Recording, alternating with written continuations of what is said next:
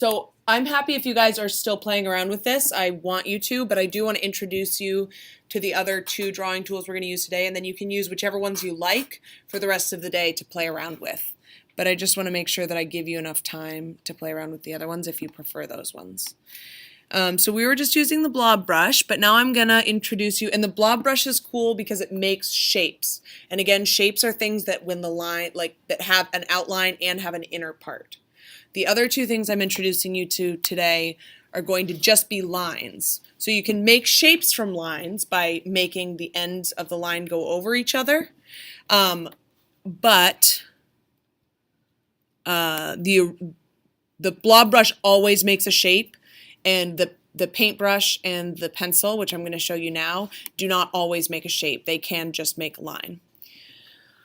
So the pencil tool is hidden under our shaper tool. So again, if you want to have that be its own little menu, you can pull to the arrow on the outside and it will pull it off, like a little tear off menu. Or you can just go in the drop down to the pencil tool. So it looks like a little pencil. Again, this tool is a little bit easier to use if you have a mouse, but it's not necessary. So the pencil tool is the most free form. You just draw and it puts a line. And as you can see, there's a lot of anchor points on this line. So this is a pretty jagged line. The pencil tool, it's difficult to get super precise. So, well, to be super, super precise, I'm going to grab another picture of a flower. Let's see. I'll do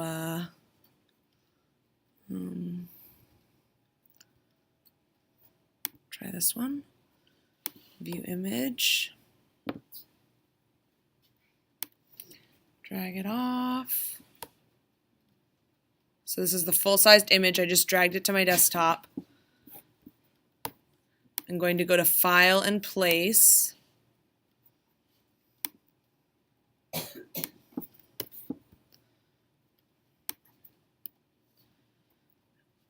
So here's our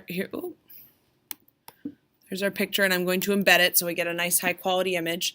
And now I'm going to zoom in, my Command plus, and I can use my pencil and go around the edge. So if you have a shaky hand, this is a difficult one. I don't have an exactly shaky hand, but so I'm trying to get pretty precise. So look at all these anchor points. The anchor points are where the line takes a turn. So a tool that you can use with the pencil tool is called the smoother. Where's that thing? Oh yeah, the smooth tool. So if you go over a line like this with your smooth tool, it's going to sort of smooth out the edges of that line, which maybe you don't really want that. Like the edge of this flower is sort of squirrely anyway. But as I'm dragging this along, it takes away some of the anchor points and makes a smoother curve. So if you were just going to be drawing a line with your pencil, and you don't want it to be so jaggedy, if that's a word, you can use your smoother, and it's going to smooth it out a little bit for you. I don't really know when you're going to want to use that, but it's there for you.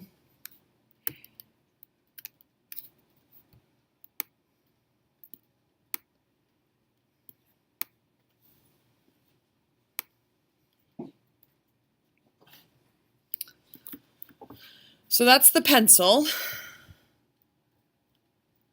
And pencil lines can become shapes when they cross over each other. And anytime you're using a tool that is a line that can become a shape, everyone just watch up here for a second. Oh, so my pencil right now doesn't have a fill or a stroke, so we can't see it after I draw it. So let's give it a stroke. I guess I'm drawn to green today. Okay, so here's my pencil. I'm drawing my line, drawing my line. When I'm getting close to closing a shape, I'm going to start looking. There's a little star right next to my pencil. And as soon as it's going to make a closed shape, that star becomes a circle. So anytime you see a little circle next to the pencil, or when you're using the pen next to the pen, that means you're about to close. If you were to let go, that means it would make a closed shape. So right now we have a closed shape, which means we can give it a fill. So if I wanted to, I could give it a fill color. Whereas if I were just making the line here, it actually would put a fill in, but only in between where the line curves. I'll show you. It looks quappy, like that. So when you see a little circle appear next to your drawing tool, that means it's ready to make a closed shape. And with the pencil, you don't actually have to be precisely over the end because it's such an imprecise tool that it will just predict that you want to make that shape. With the pen tool, you actually have to make the two ends meet. So there's your pencil. And then the really fun one, IMHO, is the paintbrush. So the paintbrush is very similar to the pencil in that it's free form. But you have a bunch, the brushes, this is what might like totally carry you off into Never Never Land. The brushes that you have available to you there's hundreds of them. So when you're using your paintbrush tool, you want to go to you want to open your brushes window. So you'll go to your drop down window menu and choose brushes. And it doesn't look that exciting right now. You can select the brush.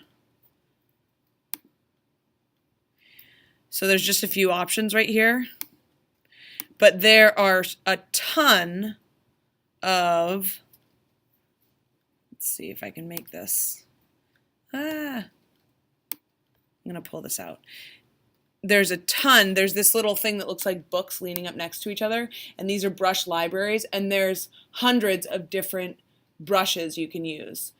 So artistic brushes say you want to make it look like it's a paintbrush. Tons of different line weights, different ways of doing that. So I want you guys to spend the rest of the time today just playing around with the different strokes you can use. And you can actually apply these brushes to shapes as well. So say you wanted to make a rectangle, but you want to give it a cool edge. You can open your brushes libraries and play with those. Decorative, there's like banners. I mean, it's just crazy what you can do. So make like 50 lines on a paper and just experiment with the different types of brushes you can use. And that should take us through. You just have to make sure that the line you want to apply the brush to is selected. Otherwise it won't apply.